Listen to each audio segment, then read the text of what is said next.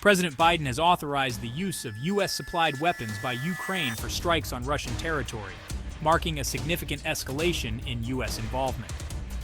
The White House insists on strict guidelines to minimize civilian casualties, but the potential for a wider conflict remains a concern.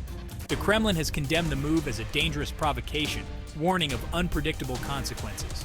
This decision reflects a belief within the Biden administration that Russia's military campaign in Ukraine is faltering.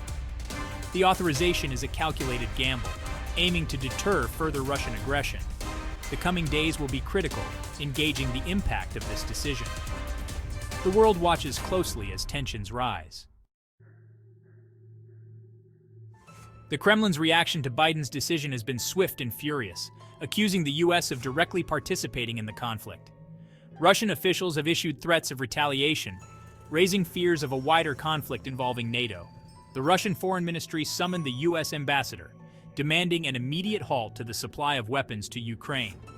President Putin accused the U.S. of prolonging the conflict and warned of potential nuclear escalation. Russia has announced large-scale military exercises in the Black Sea as a show of force. The atmosphere is further poisoned by anti-Western propaganda in Russian state-controlled media. The international community has met Biden's decision with apprehension and cautious support. European allies, while supportive, have been more measured in their response. Germany has expressed reservations, and French President Macron has called for restraint. China has expressed grave concern, but refrained from condemning Russia's actions. India has called for dialogue and diplomacy. The UN Secretary General has called for an immediate cessation of hostilities, but the Security Council remains deadlocked.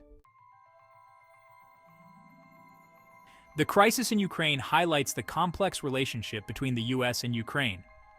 Since Ukraine's independence in 1991, the U.S. has supported its democratic aspirations and security interests.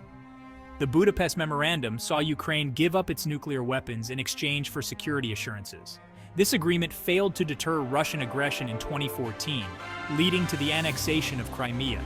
The U.S. has since provided Ukraine with military and economic assistance, crucial in strengthening its defenses. The Biden administration's decision marks a significant escalation in U.S. support for Ukraine. The U.S. views Russia's aggression as a direct challenge to the post-World War II order. The decision to authorize strikes on Russian territory is a high-stakes gamble with far-reaching consequences. The move aims to deter further aggression by raising the costs for Moscow. It could bolster Ukrainian morale and strengthen its hand in future negotiations. The U.S. is sending a clear message of commitment to Ukraine's sovereignty. However, the risk of provoking a dangerous escalation remains.